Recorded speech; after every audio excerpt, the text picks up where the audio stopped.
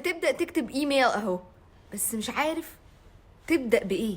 أبدأ أقول أنا عايز ولا I need. في جمل كتير قوي ممكن تبدأ بيها الإيميل بتاعك. لو أنت مثلا بتمثل شركتك فبتقول أنا فلان من شركة فلان الفلاني، فممكن تقول It's مي جمال from English Zone. أنا بكتب لك علشان كذا كذا كذا كذا. ممكن تقول I'm writing to you about our last meeting.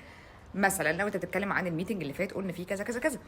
I'm writing to you دي بقى ممكن تستخدمها بكذا طريقة. ممكن تقول I'm writing to you regards to, regarding, concerning, in connection with. بعد كل الكلمات اللي انا قلتها لك دي بخصوص الكذا كذا كذا اللي انت بقى عارفه اكتر مني وممكن من اي حد.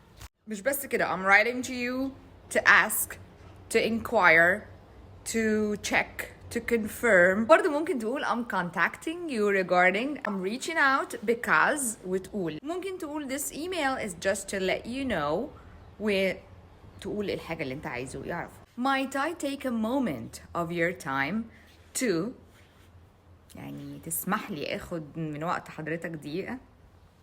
حتة فورمال كده للمدير. خد بالك اللهجة اللي بتكلم بيها مديرك في الميل غير اللهجة اللي بتكلم بيها العميل غير اللهجة اللي بتكلم بيها زميلك في الشغل. خد بالك.